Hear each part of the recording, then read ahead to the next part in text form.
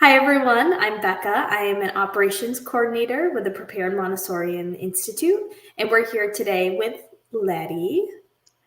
My name is Letty Rising, and I am an elementary trainer for the Prepared Montessori Institute. And happy Friday! Happy Friday. Thank God it's Friday. Yes. So in our last videos, we kind of started talking about the elementary program, and today we really wanted to dive in and kind of explain why one would choose elementary Montessori over a traditional public school elementary program. Well, that is such a great question because when you're thinking about becoming a teacher, I mean, there are different options, and a lot of people just automatically default to traditional teaching because that's what most of us had, right? Mm-hmm. But we have the option of Montessori training, which is a whole different way of teaching and learning if you don't know much about it. We don't have a lot of time to go into that. That could be like an hour-long talk, obviously, or even more. But I thought it would be good to highlight the differences between a traditional education and a Montessori education, so that if you're interested in Montessori training, that you can see more distinctly what the differences are and knowing what you're getting into. So let's start with some of the obvious things that are different is that a Montessori elementary classroom has multi-ages. Usually it is 3 grades together, first, second, and third grade, or fourth, fifth, and sixth grade. And sometimes we have classrooms that are 6 to 12 classrooms for first through sixth grade as well. And this multi-age setting does so many wonderful things. It creates a really strong, solidified community of children, so you're going to have the same children ideally for 3 years, and you get to really know them really well that way, as opposed to in a traditional classroom, you only have them for 1 year. And so you get to really see the progression of their development in a way that you don't necessarily get to see in a traditional setting unless you're in a really small school and you're close with the next grade level teacher and you can kind of check in with them. So it's a beautiful thing to be able to have them for 3 years, and also for there to be a classroom where there are older children and younger children together, because the older children become the leaders and they even teach lessons and they model, how to work in the classroom. And then the younger children learn from the older children. So the younger children learn from the olders, and the older children are, when they teach something, I mean, that is the best way to solidify any learning that you have, is when you're teaching it yourself. So it really becomes a nice kind of an environment for children to flourish and thrive. We also have something called uninterrupted work cycles, which is different than traditional school. In traditional school, the children are, usually doing one subject at a time: language time, math time, maybe social studies time, and science time, and everybody's doing the same thing at the same time. In a Montessori environment, the teacher is giving small group lessons, and the children in the environment could be working on a multitude of different kinds of things. They are usually either doing some sort of follow-up work to a lesson you gave them in a small group, or they are working on some skill-based practice type things that they need to be working on, or an independently chosen passion project. So they get to, the big highlight there is you as a teacher, if you are teaching Montessori, would be teaching small groups of children as opposed to large groups of children. And there's something beautiful about that, because you can really check for understanding when you're with a small group and know right away if the child is ready for the next step, or if they need a little extra practice for something before that. And so that's another aspect that's different between Montessori and traditional. Another big one is we have hands-on materials that we use. Yes. That's a big part of Montessori that people see. And a lot of people associate that with the 3 to 6 or preschool years, but we also use them in elementary. particularly in the math area, but we have them in all areas. We have materials, we have visual aids such as charts and posters, and the children are manipulating these materials and learning through experiencing these concepts in a concrete way. And these materials lead them to understanding concepts abstractly eventually. Mm-hmm. And that's very different from traditional, because traditional, you might be teaching the children about fractions from a textbook, and it's only on pencil and paper. And last night in our training, actually, we were talking about how exciting it is that the children get to be introduced to this fraction material that makes fractions so much easier to learn and understand with the materials that we have. And so these materials help help them learn things and help them gain concepts and knowledge. Whereas, you have textbooks in traditional school or worksheets, or it's you verbally explaining things.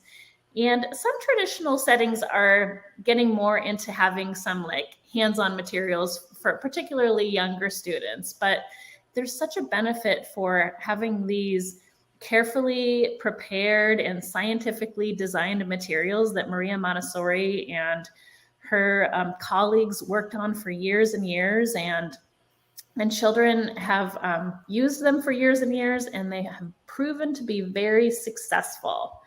So we have the hands-on material component, and we also, I guess another big thing that's maybe different is that a lot of times in a traditional setting, we're focused on the children following a pacing guide, or there's a certain, they need to follow things in lockstep. And we in Montessori observe. Observation is really important, and we use our observations to decide, or our observations inform us as to where the student is. And that helps us plan for their educational journey. And so you might have children in a variety of different places, because we really, individualize and personalize their learning experience. And so that is another big difference that we have as well between like a traditional setting. I think those are mostly the main ideas that I can think of. We have the materials, the uninterrupted work cycle, the multi-age classrooms, and just what, as I was mentioning earlier, that we meet the students where they're at through observation. Yeah, those are the big pieces that are, I would say, highlighting as differences.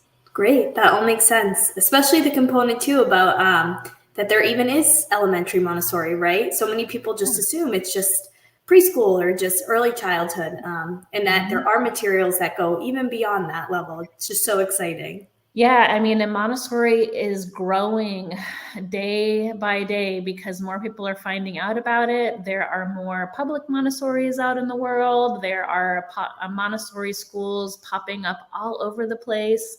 And, we're seeing this in our training as we have more people enrolling based upon the need and the demand for highly qualified Montessori trained teachers all over. Yeah, excellent. That makes sense. Yeah. And so, go ahead, Becca. I was just going to ask one last quick question. And it was just that, when I've done training research on my own, I've seen that some training centers do 6 to 12, the full elementary, and some divide their training by lower elementary, 6 to 9, and upper elementary, 9 to 12. And I was just wondering why PMI does that full span of 6 to 12. That is a really good question, Becca. Thanks for asking that. So just to kind of highlight, some training programs do just separate it into, you're going to do 6 to 9 or first, second, and third grade aged training. Mm-hmm. And then some people do 9 to 12. And that's fine. Like there's actually, not necessarily a terrible thing about that. We happen to have the all-encompassing ages because it gives people more flexibility in the training. If they take the entire age span, then when they teach, they could teach lower elementary, they could teach upper elementary. So it offers a lot more flexibility for the learner.